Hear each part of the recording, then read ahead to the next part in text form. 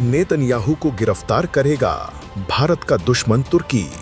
जारी किया arrest warrant. लोग बोले भगवान तुर्की की आत्मा को शांति दे। गाजा में नरसंहार कराने के लिए नेतन्याहू को गिरफ्तार करो। तुर्की ने दिया मानवता का हवाला। 37 इजरायली तुर्की के निशाने पर। तुर्की की हिम्मत देखकर हंस रही भारत की जनता। क्या नेतन्याहू करेंगे अब भारत के दुश्मन का इलाज? तुर्की में मचेगी भयंकर तबाही। भारत के दुश्मन तुर्की ने अब भारत के दोस्त इजराइल से टकराने की हिमाकत कर दी है। तुर्की भूल गया है कि वो किससे पंगा ले रहा है। इजराइल और हमास के बीच लंबे समय से चले तनाव के बाद हाल ही में युद्ध विराम हुआ है। इसी के बाद अब तुर्की ने इजराइल पर एक्शन लिया है।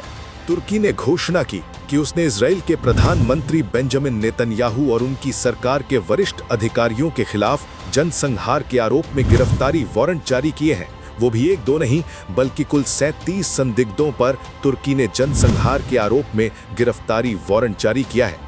इस लिस्ट में इजराइल के रक्षा मंत्री इजराइल कैट्स, राष्ट्रीय सुरक्षा मंत्री इतामार बेन गवीर और सेना प्रमुख लेफ्टिनेंट जनरल एयाल जामिर शामिल हैं। हालांकि पूरी लिस्ट अभी सार्वजनिक नहीं की गई है। तुर्की ने इन अधिकारियों पर गाजा में व्यवस्थित रूप से किए गए जनसंहार और मानवता के खिलाफ अपराध के आरोप लगाए हैं।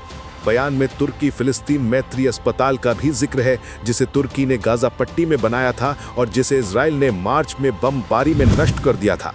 तुर्की ने पिछले साल दक्षिण अफ्रीका के उस मामले में भी हिस्सा लिया था जिसमें इजराइल पर अंतर्राष्ट्रीय न्यायालय में जनसंहार के आरोप लगाए गए। तुर्की ने तो ये कर दिया, लेकिन वो भूल गया था कि उसने उस इजराइल से पंगा लिया है जिसके नाम से ही मुस्लिम देश कांप जाते हैं।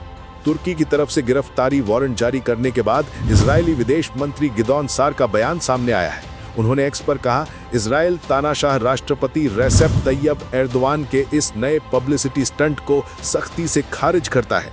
सार ने एक सोशल मीडिया पोस्ट में कहा, एर्दोआन के तुर्की में न्यायपालिका अब सिर्फ एक ऐसा औजार बन चुकी है जिसका इस्तेमाल राजनीतिक विरोधियों को चुप कराने और पत्रकारों, जजों और मेयरों को हिरासत में लेने के लिए किया जाता है।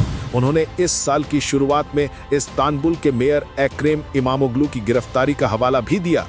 तुर्की की तरफ से गिरफ्तारी वारंट ऐसे समय में जारी किए गए हैं जब अमेरिका के ट्रंप की क्षेत्रीय शांति योजना के तहत 10 अक्टूबर से फिलिस्तीनी क्षेत्र में एक नाजुक संघर्ष विराम लागू है।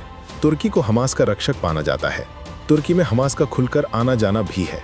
ऐसे में हमास ने तुर्की के इस कदम का स्वागत किया है। हमास का कहना है कि ये गिरफ्तारी वारंट तुर्की की जनता और उसके नेतृत्व की महान मानवीय भावना और उनके उच्च सिद्धांतों की पुष्टि करते हैं। इजराइल के विदेश मंत्री गिदोन सार ने पहले ही घोषणा की थी कि अमेरिकी योजना के तहत फिलिस्तीनी क्षेत्र में युद्ध को हमेशा के लिए रोकने के प्रयास में गाजा में तुर्की की सशस्त्र सेनाओं की मौजूदगी को इजराइल कतई स्वीकार नहीं करेगा। इसके अलावा तुर्की पहले से ही इजराइल के निशाने पर है, क्योंकि इजराइल पहले ही बोल चुका है जहां भी हमास की मौजूदगी होगी इजराइल उसे धुआं कर देगा। ये वही तुर्की है जिसने भारत की पीठ में छुरा घोंपा था। भारत ने इस तुर्की की जरूरत में मदद की और ऑपरेशन सिंदूर के दौरान यही तुर्की पाकिस्तान को हथियार सप्लाई कर रहा था और अब यही तुर्की खुद को खलीफा समझकर इजराइल से पंगा ले रहा है। वैसे दोस्तों, क्या अब इजराइल को तुर्की की अक्ल भी ठिकाने लगा देनी चाहिए? आप क्या सोचते हैं? कमेंट में बता सकते हैं।